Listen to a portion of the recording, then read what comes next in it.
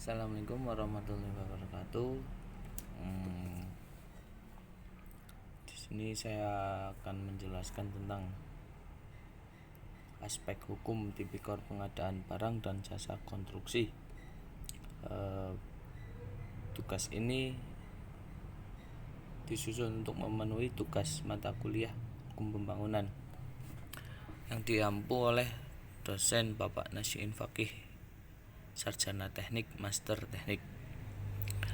Perkenalkan, nama saya Alfa Budi Setiawan, NIM 2017147018, program studi teknik sipil, Universitas Zain Al-Quran Jawa Tengah di Wonosobo tahun 2020. Selanjutnya abstrak. Materi ini adalah pengadaan barang dan jasa untuk kepentingan pemerintah, merupakan salah satu alat untuk menggerakkan roda perekonomian dalam rangka meningkatkan perekonomian nasional guna mensejahterakan. Karena pengadaan barang dan jasa terutama di sektor publik terkait erat dengan pembangunan anggaran negara, peraturan tata cara pengadaan barang dan jasa pemerintah dapat meningkatkan iklim investasi yang kondusif, efisiensi belanja negara. Pengadaan barang dan jasa pemerintah berada pada aspek hukum administrasi negara, hukum perdata, dan hukum pidana yang akan nantinya dijelaskan di bawah ini. Pengadaan barang dan jasa harus ditetapkan asas umum, baik asas yang telah lama dikenal dalam pengelolaan keuangan negara seperti asas tahunan, asas universalitas, asas kesatuan, dan asas spesialitas, maupun asas baru-baru. Asas-asas baru sebagai cerminan penerapan kaidah-kaidah yang baik dalam pengelolaan keuangan negara. Lanjut kita ke pendahuluan. Yang pertama, pendahuluan.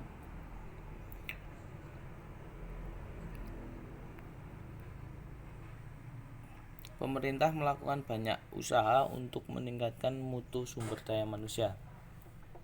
Salah satunya melakukan pengadaan barang dan jasa pemerintah yang dilakukan instansi-instansi pemerintahan. Negara Indonesia adalah negara hukum yang sedang membangun developing country, di mana pada saat ini sedang giat melaksanakan pembangunan di semua bidang. Pembangunan adalah usaha untuk menciptakan kemakmuran dan kesejahteraan rakyat. Terselenggaranya pemerintah yang baik, good governance, merupakan cita-cita dan harapan bangsa Indonesia. Salah satu bentuk penegakan e-government untuk mencapai good governance adalah pengadaan barang dan jasa pemerintah secara elektronik, dunia online ya, setahu kita. Hal tersebut merupakan wujud dari perubahan yang dilakukan karena banyaknya permasalahan yang terjadi dalam pengadaan barang dan jasa pemerintah secara konvensional. Lanjut seterusnya, pesatnya pembangunan tertentu harus diimbangi dengan pemerintah yang menyediakan barang dan jasa untuk keperluan pembangunan infrastruktur. Oleh karena itu, pengadaan barang dan jasa merupakan satu kebutuhan yang tidak dapat dihindari. Pada prakteknya, banyak sekali terjadi penyimpangan atas ketentuan pengadaan barang dan jasa. Hal ini mengidentifikasi banyak terjadi tindakan pidana korupsi terkait pengadaan barang dan jasa pemerintah. Penyimpangan yang terjadi dalam penyediaan barang atau jasa pemerintah ada dalam setiap proses pengadaan barang dan jasa, yaitu proses perencanaan anggaran, perencanaan persiapan pengadaan barang dan jasa pemerintah, pelaksanaan pengadaan barang jasa pemerintah, proses terima pembayaran dan dalam proses pengawasan dan bertanggung jawab penyimpangan dalam pengadaan barang dan jasa. Yang kedua, rumusan masalah. Berdasarkan uraian pendahuluan yang tadi saya bacakan, maka ada beberapa masalah yang dirumuskan dan dicarikan penyelesaiannya secara ilmiah, yaitu yang pertama, bagaimana aspek hukum pengadaan barang dan jasa pemerintah dalam menanggulangi penyimpangan dalam proses pengadaan barang dan jasa. Yang kedua, apakah aspek hukum yang lebih dikedepankan dalam pengadaan barang dan jasa pemerintah guna menanggulangi penyimpangan dalam proses pengadaan barang dan jasa. Lanjut,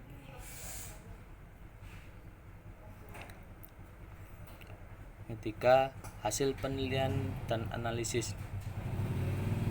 Di sini ada dua aspek. Yang pertama, aspek pengadaan barang dan jasa yang sudah tadi di rumusan masalah kita bacakan. Yang pertama, aspek hukum pengadaan barang dan jasa dalam menanggulangi penyimpangan proses pengadaan barang dan jasa. Sistem hukum terbentuk oleh infrastruktur dalam ketujuh unsur, sehingga apabila salah satu unsur tidak memenuhi syarat, maka seluruh proses sistem hukum tidak akan berjalan sebagaimana mestinya. Dan apabila salah satu unsur berubah, maka seluruh sistem atau unsur lain juga akan atau harus berubah. Dengan kata lain, perubahan undang-undangan saja tidak akan membawa perbaikan apabila tidak disertai oleh perubahan yang searah di bidang peradilan, rekrutmen, dan pendidikan hukum, reorganisasi birokrasi, penyelarasan proses dan mekanisme kerja, dan juga modernisasi sarana dan prasarana serta membangun budaya dan perilaku hukum masyarakat yang mengakui hukum sebagai suatu yang sangat diperlukan bagi pergaulan dan kehidupan masyarakat dan bernegara yang damai, tertib, dan sejahtera.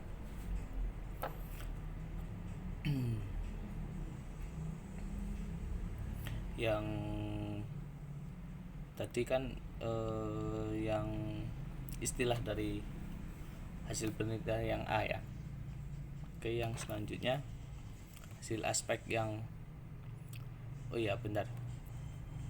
di dalam aspek hukum pemahaman peradilan jasa dalam menanggulangi penyimpangan dalam proses pengadaan barang tersebut, ada beberapa bidang hukum yang terkait dalam pengadaan barang dan jasa,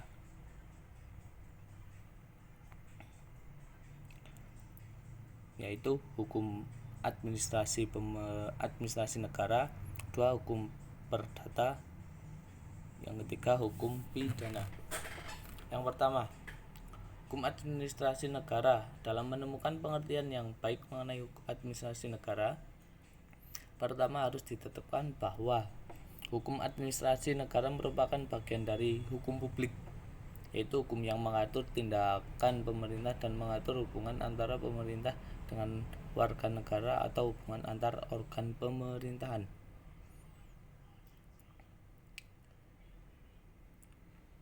Memuat keseluruhan peraturan yang berkenan dengan cara bagaimana organ pemerintah melakukan tugasnya. Jadi hukum administrasi negara berisi aturan-aturan main yang berkenaan dengan fungsi organ pemerintahan. Hukum ini administrasi negara mencakup perbuatan pemerintah atau pusat atau daerah dalam bidang publik, kewenangan pemerintah. Ketiga, akibat hukum yang lahir dari perbuatan penggunaan kewenangan pemerintah. Keempat, penegakan hukum, penerapan sanksi-sanksi dalam bidang pemerintahan. Oke, yang kedua, hukum perdata. Hukum ini dapat didefinisikan sebagai hukum yang mengatur hubungan antara subjek hukum dengan subjek hukum lainnya di bidang keperdataan.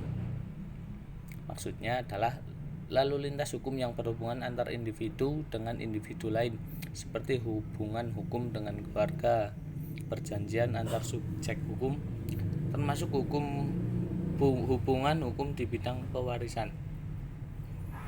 Dalam proses pengadaan barang jasa berdasarkan perlimpahan kewenangan diwakili oleh pejabat pengadaan. Yang ketiga, hukum pidana.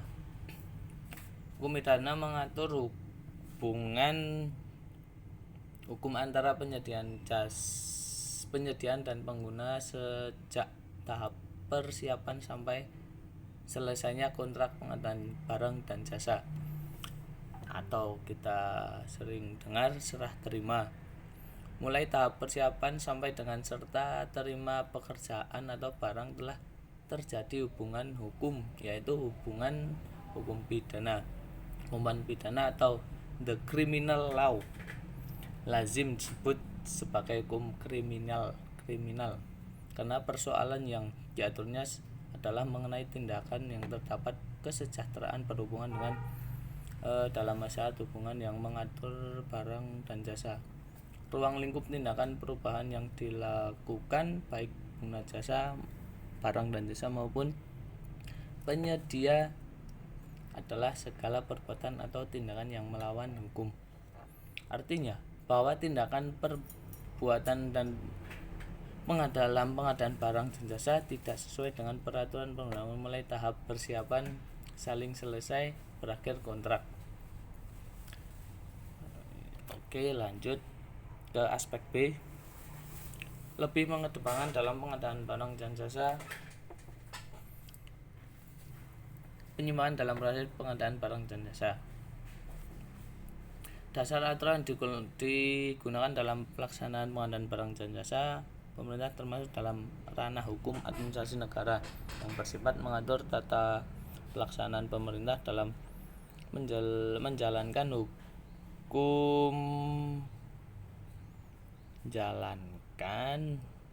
tugas dan kewenangan. Peraturan kewenangan sanksi dalam pengadaan barang dan jasa pemerintah diatur dalam pasal 118 sampai pasal 124 Peraturan Presiden nomor 54 tahun 2008 beserta perubahannya. Dalam aspek ini, bentuk-bentuk sanksi yang dapat dikenakan baik para pihak yang melakukannya penyimpangan dalam pengadaan barang dan jasa pemerintah antara lain: 1. Sanksi administrasi. 2. Percantuman dalam daftar hitam. 3. Gugatan secara perdata. Pertama, sanksi administrasi. Pemberian sanksi administrasi dilakukan oleh PKK atau kelompok kerja ULP atau pejabat pengadaan kepada penyedia sesuai dengan ketentuan administrasi yang diberlakukan dalam peraturan pengadaan. Bentuk sanksi administrasi yang dapat dikenakan antara lain: 1. Digugatan penawaran atau pembatalan pewenangan atas ditemukan adanya penyimpangan upaya pengaruh kompleks kerja ULP atau pejabat pengadaan guna memenuhi keinginan yang bertentangan dengan ketentuan prosedur. Yang B itu pemberlakuan denda terlambat penyelenggaraan pekerjaan dalam jangka waktu sebagaimana yang ditetapkan. Yang C, kira-kira pencairan jaminan yang diterbitkan. D, penyampaian laporan kepada pihak yang berwenang melibat penerbitan perizinan terhadap penyimpangan dan lain-lain. Ini perlakuan sanksi administrasi berupa pengenaan sanksi finansial atas ditemukan adanya ketidaksesuaian.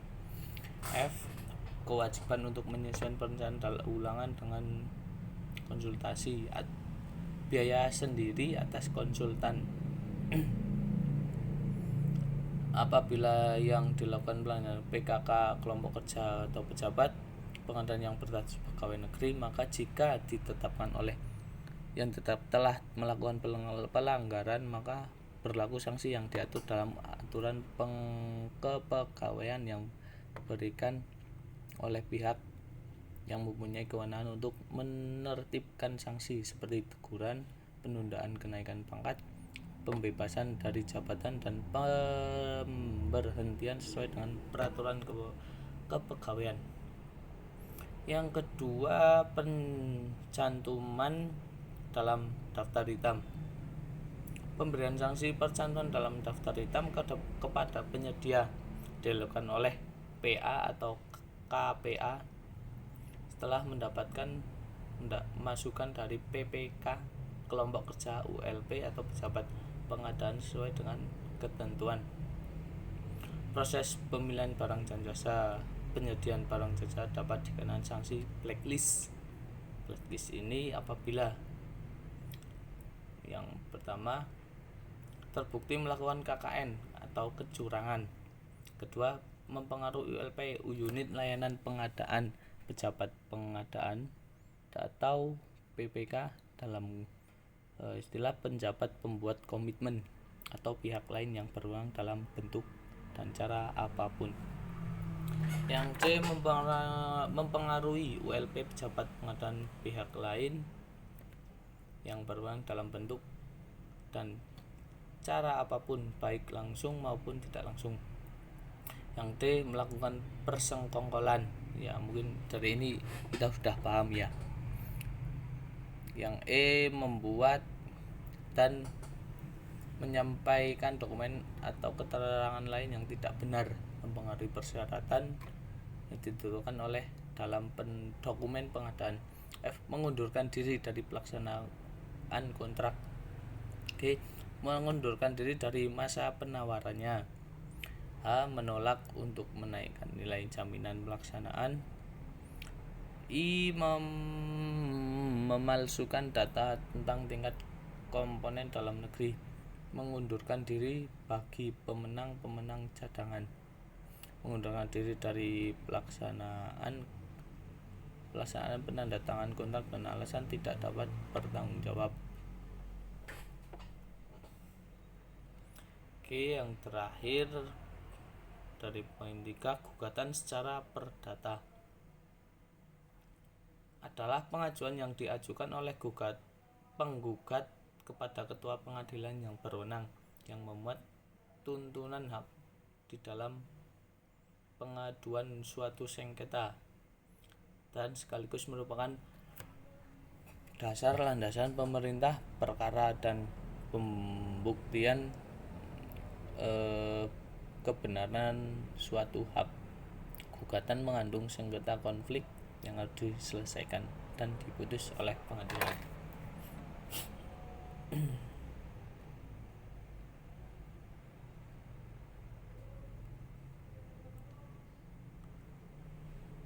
Oke,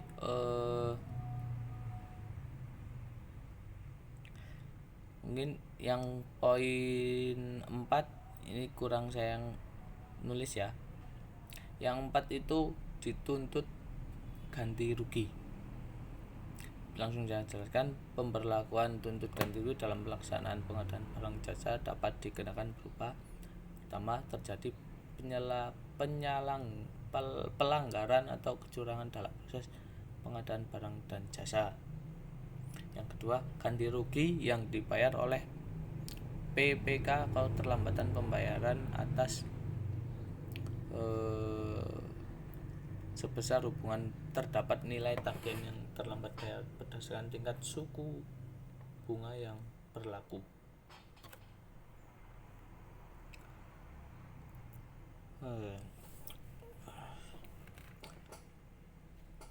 Yang bab 4, kesimpulan dan saran. Yang pertama, kesimpulan. Aspek hukum dalam mengadakan barang dan jasa. Pemerintah berada pada aspek hukum administrasi negara, hukum perdata, dan hukum pidana. Dalam pengadaan barang dan jasa harus diterapkan asas-asas umum, baik asas-asas yang telah lama dikenal dalam pengelolaan keuangan negara, seperti asas tahunan, asas universalitas, asas kesatuan, dan asas spesialitas, maupun asas-asas baru sebagai pencerminan best praktis atau penerapan kaidah-kaidah yang baik dalam pengelolaan keuangan negara. Aspek hukum yang lebih dikedepankan dalam hal ini adalah hukum administrasi negara. Hal ini dikarenakan hukum administrasi negara bersifat mengatur tata pelaksanaan pemerintah dalam menjalankan tugas-tugas dan kewenangannya. Sanksi yang diberikan dalam penanggulangan penyimpangan pengadaan barang dan jasa yaitu seperti yang tadi dijelaskan. Yang pertama, sanksi administrasi. 2. Percantuman dalam daftar hitam blacklist, gugatan secara perdata. Yang ketiga, ganti rugi. Dari presentasi ini saran dari saya, yang pertama, pengadaan barang dan jasa benar diperlukan volume 24 nomor 2 Desember 2017. Regulasi pengadaan barang dan jasa dari sekedar perpres menjadi undang-undang dalam rangka memberi landasan hukum yang kuat, karena pengaturan pengadaan barang dan jasa melalui suatu peraturan presiden kurang memberi landasan hukum yang kuat serta untuk memberi kepastian hukum, karena dengan peningkatan peraturan pengadaan barang dan jasa dari perpres menjadi undang-undang akan lebih memberi kepastian hukum. 2. Usaha pemerintah melakukan pengadaan barang dan jasa banyak terjadi peraturan pengadaan yang bentuk peraturan dalam bentuk undang-undang secara dapat dipastikan secara penyeluruh dalam rangka mewujudkan good government. Sekian, semoga materi ini dan penjelasan saya kali ini bermanfaat. Bila ada yang kurang baik atas penjelasan ini, saya mohon maaf. Assalamualaikum warahmatullahi wabarakatuh.